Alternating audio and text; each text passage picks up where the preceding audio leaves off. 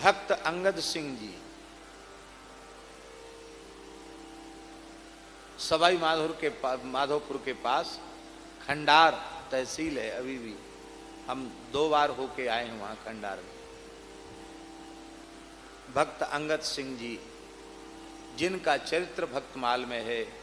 अभिलाष भक्त अंगद को पुरुषोत्तम पूरन कियो, जिनके हाथ से जगन्नाथ जी ने हीरा लेकर के अपने वक्षस्थल में धारण किया था। चरित्र मालूम है ना अंगद सिंह जी का, बड़ा अद्भुत चरित्र है।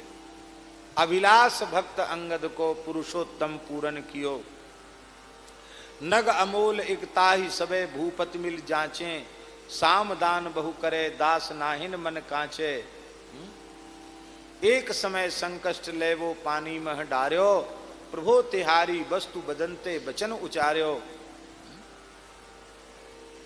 5 दोए सतकोसते हरि हीरालय उर धर्यो, अभिलाष भक्त अंगद को पुरुषोत्तम पूरन करो।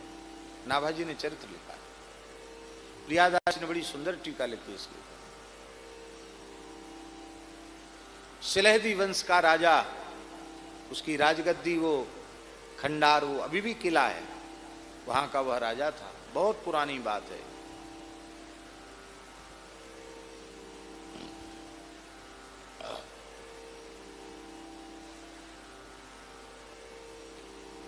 ये अकबर का काल, महाराणा का काल, इससे भी बहुत पुरानी बात है। तो अंगद सिंह जी की जो पत्नी थी, अंगद सिंह जी के खास भतीजे वो राजा थे। क्योंकि राजवंश में होता ना, बड़ा होगा तो बड़े भाई का पुत्र था भतीजा, वही जो भतीजा कहेंगे ना उसको, तो ज्येष्ठ पुत्र होने से वो राजा था। और ये चाचा थे, ये सेनापति थे और बड़े वीर थे, बड़े लड़ाके थे अच्छे सज्जन थे, वीर थे, पर कथा कीर्तन सत्संग साधु महात्मा भजन पाठ पूजा इससे कोसों दूर थे। केवल लड़ने भिड़ने वाले थे। वैसे तो सामान्य क्षत्रिय अपने जनेऊ धारण करते थे, चोटी भी रखते थे, देवी देवता भी पूजते थे, लेकिन हरिभक्त नहीं थे, सत्संग से जुड़े नहीं थे। और अंगद सिंह जी की जो पत्नी थी वो ऐसे परिवार में पैदा हुई थी, राज परिवार में, कि जहां संतों का आवागमन था, तो बचपन से ही उसमें भजन के संस्कार पड़ गए थे। और विवाह के पूर्व ही उसने भगवत शरणागति ले ली थी। तो वो तो अपना माला भी करती, भजन भी करती, नियम भी करती, सब काम करती। अंगद सिंह जी विरोध भी नहीं करते थे कि तुम क्या करती हो क्या नहीं करते, उन्हें कोई लेना देना नहीं। पर वो बेचारी दुखी रहती थी कि अपने पिता के घर में थी तो कितना सत्संग का सुख मिलता था, संतों के दर्शन का सुख मिलता था। और ये तो ऐसे विमुख हैं कि साधु संग से तो कोसों दूर हैं, इन्हें कोई संतों से लेना देना नहीं है। अब किसी को भाव से बुलावे तब ना कोई आवेगा, इनको तो कोई लेना देना नहीं। तो अपने पिता से उसने कहा कि गुरुदेव पधारें तो कभी प्रार्थना करना कि इस दुखिया पर भी कृपा करें, उन विमुख जीवों को भी दर्शन देकर के कृतार्थ करें। तो गुरु महाराज जमात के सहित कन्या के पिता के घर आए और वहां से उन्होंने कहा, अरे बोले कोई बात नहीं, चले जाएंगे, बिटिया तो अपनी है। महात्मा सरल होते हैं, पहुंच गए। जैसे ही वहां पहुंचे, बहुत ध्यान से सुने, जैसे ही वहां पहुंचे तो अंगद सिंह जी तो घर में थे नहीं और गृहिणी थी। अब विचार करो, जो व्याकुल हो दिन रात दर्शन के लिए, सत्संग के लिए, और गुरु महाराज जमात के सहित पहुंच जाएं तो कितनी प्रसन्नता हो, आनंद में नाचने लगी। गुरु जी के चरण धोए, पूजन किया, ठाकुर जी का डोला विराजमान हो गया। जमात में ठाकुर जी थे और कुछ जल आदि पी करके, कुछ ग्रहण करके संत लोग बैठे थे। और कीर्तन हो रहा था, सत्संग हो रहा था। अंगद सिंह जी की गृहिणी भी बैठी थी। इसी बीच में अंगद सिंह जी का आना हो गया। तो वे तो पक्के ठाकुर ही थे। उन्होंने देखा कि रे ये मोड़ा बाबा जी ये भीतर कैसे घुसे, राजमहलों में ये घुसे कैसे, निकलो यहां से। डांट डपट करके सबको निकाल दिया। सेवकों को डांट लगाई, कैसे घुसने दिया यहां, ये निवास है, कैसे घुसे, मेरी अनुपस्थिति में मेरी बिना अनुमति के कैसे घुसे, निकलो यहां से।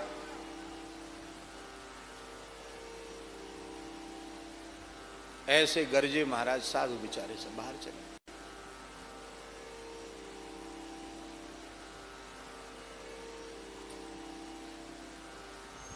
संत तो चले गए।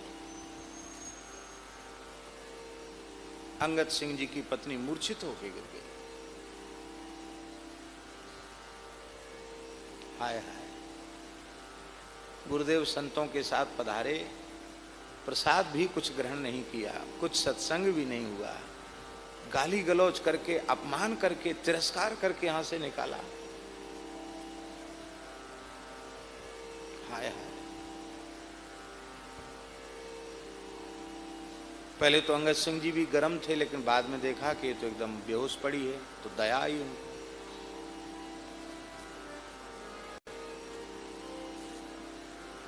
अंगद सिंह जी की गृहिणी ने कहा कि अब हमारा मुंह तुम नहीं देख सकते हो, अब मैंने तो निश्चय कर लिया है, आत्महत्या महापाप है, मैंने सत्संग में जाना है, पर अब मैं अन्न जल त्याग करके केवल भगवान नाम लेते हुए प्राण त्यागूंगा बस। अब कोई प्रायश्चित नहीं। घर में गुरुजी आए, संत आए और तुमने ऐसा किया। अंगद सिंह जी ने पहले तो समझाया और बाद में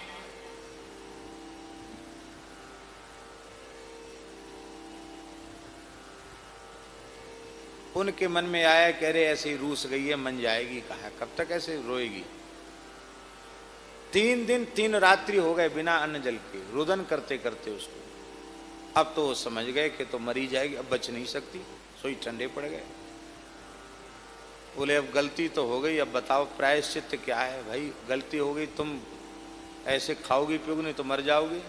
तो मैं तो मरना ही है, मुझे मेरा और कोई विचार ही नहीं, बस आपसे मैं कुछ कह नहीं सकती, आपने जो किया किया, मैं अपने को दंड दूंगी।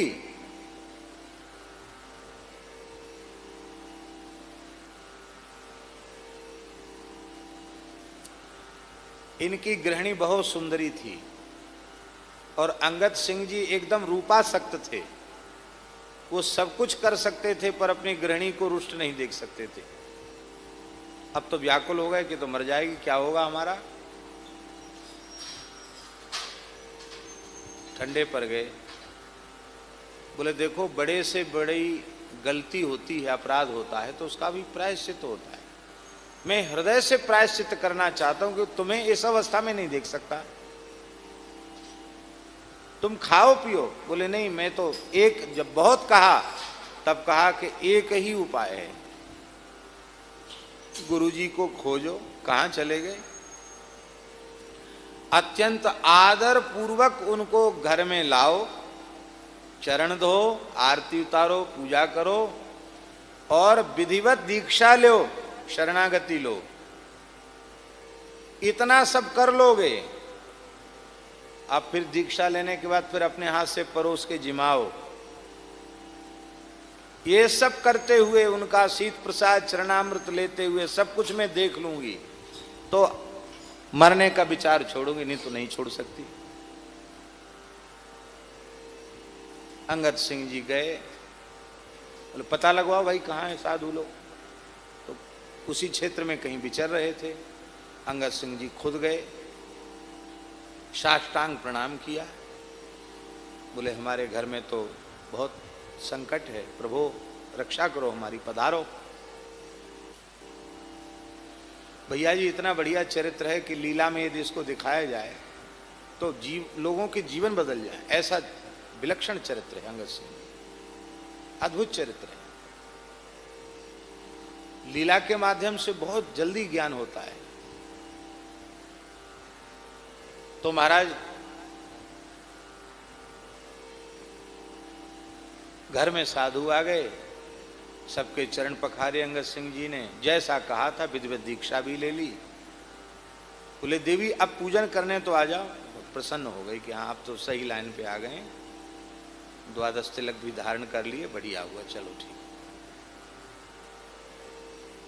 अब अंगद सिंह जी की भक्ति आगे बढ़ी। अंगद सिंह जी महान भक्त हो गए, अपने हाथ से ठाकुर जी की अष्टयाम सेवा करते,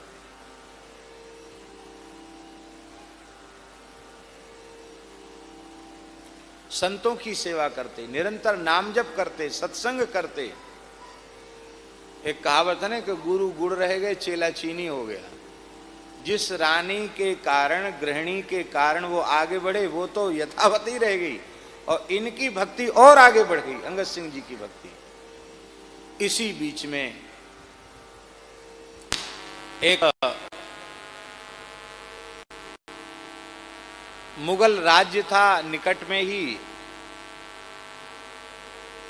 नवाब था, मुसलमान था, उससे विरोध था और प्रायः युद्ध चलते रहते थे। और ये जो सिलहदी नरेश का खंडार क्षेत्र था, ये मुगलों के अधीन नहीं था, स्वतंत्र था। तो बादशाही फरमान होता और उससे युद्ध होता, टकराता, युद्ध होता रहता था। इस बार अंगद सिंह जी ने आर पार की लड़ाई लड़ी और उसको समाप्त कर दिया, मार दिया उसको, विजय कर ली और उसके राज्य को अपने राज्य में मिला लिया। और विजय के प्रतीक के रूप में वो जो मुसलमान राजा था ना, नवाब, उसकी एक बेशकीमती टोपी थी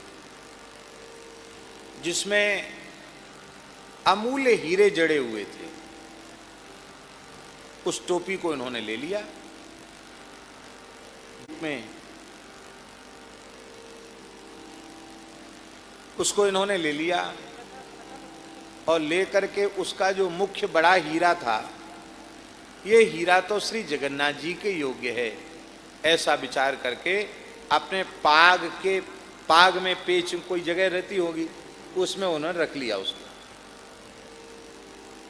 और चुगलखोर तो सब जगह रहते हैं। विजय के बाद राजा जो थे, भतीजा राजा था, उसको सब समर्पित कर दिया। तो चुगलखोरों ने कहा कि महाराज टोपी तो दे दी जिसमें सैकड़ों हीरे हैं, पर इसका जो मुख्य कीमती हीरा है वो हीरा इन्होंने नहीं दिया, उसको आपसे नजर से बचा के रख लिया। राजा सनकी होते हैं, वो हीरा क्यों नहीं दिया। अंगद सिंह जी को बुलाया, बोले देखो टोपी यथावत है, उसका एक नग नहीं है, हीरा नहीं है, वो हीरा दे दो, ये सब हीरे तुम ले जाओ, आप ले लो। बोले देखो वो हीरा न तुम्हारा है न हमारा है, हमने युद्ध किया, पराक्रम से जीता है, तो वो हीरा तो हमने जगन्नाथ जी के लिए संकल्पित कर दिया, और पुरी जाएंगे जगन्नाथ जी को अर्पित करेंगे।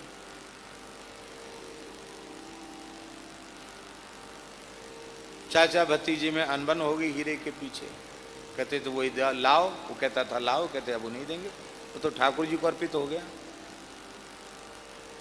वो तो ठाकुर जी को जब हम पुरी जाएंगे तो ठाकुर जी को अर्पित करेंगे।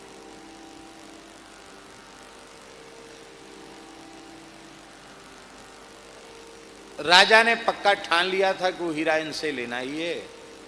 तो अकस्मात राजा के हाथ में तो पूरी सत्ता रहती ही है, अंगद सिंह जी का घेराव किया, फौज ने घेर लिया इनको। आप घोड़े पे चढ़ के भागे कि हीरा अब जबरदस्ती उससे छीना जाएगा। तो आज भी वो जगह है, हम वहां देख के आए, विशाल सरोवर, वहां आप कूद गए और सबके देखते देखते वो हीरा निकाल के और कहा, प्रभो तिहारी वस्तु बदनते बचन उचारो। हे जगन्नाथ जी, अब ये तो इतने लोगों ने घेर लिया, वीरगति होगी, मरेंगे, लेकिन ये आप अपनी वस्तु स्वीकार कर लें। तो वहां से 700 कोस जगन्नाथपुरी थी। कितने कोस? 2100 किलोमीटर दूर थी जगन्नाथपुरी। जगन्नाथ जी के मंदिर से हाथ बढ़े और वहां तक पहुंच गए। ठाकुर जी ने अपनी हथेली में हीरा लिया। ये किसी को नहीं दिखा, सबको यही दिखाई पड़ा कि वो हीरा पानी में डाल दिया, और आप तो पार करके सरोवर को आगे बढ़ गए। सबने देखा कि हीरा इन्होंने डाल दिया। अब ये बात पक्की हो गई, अब हीरे पे झगड़ा था, इनसे थोड़ी कोई झगड़ा था। ये तो वहां से चले गए, भाग गए, और वहां से चल करके आप जगन्नाथपुरी पहुंच गए। और इधर राजा ने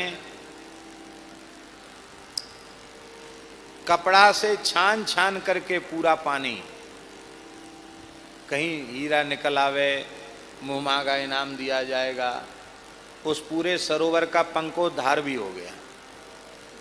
सबके सामने 4-4, 6-6 तसला कीचड़ रखा गया कि भाई खोजो इसमें से, पानी में मथ मथ के छानो, देखो मिल जाए किसी को। कहाँ से मिलता वो तो जगन्नाथ जी ने धारण कर लिया था। हरि हीरालय उर धर्यो, उर धर्यो, हृदय में धारण किया। और आज भी वह अंगद सिंह जी का हीरा जगन्नाथ जी धारण करते हैं।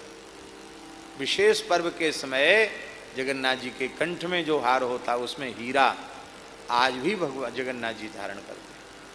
हमारे महाराज जी कहते थे, हरि हीरालय उर्धर्यो के ऊपर, बोले हीरा नहीं, मानो उस हीरा के रूप में जगन्नाथ जी ने कहा कि जैसे ये अमूल्य हीरा है, ऐसी तुम अनुपम हीरा हो हमारे भक्तों में, और भक्तों को तो हम छाती से लगा के रखते हैं। इसलिए ठाकुर जी ने मानो हीरा के रूप में अंगद सिंह जी को ही अपनी छाती से लगा के रखा। और यहां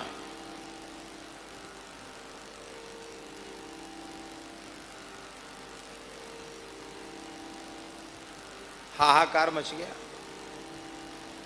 भक्त का तिरस्कार हो गया, तो महामारी फैल गई, जाने क्या क्या उपद्रव शुरू हो गए।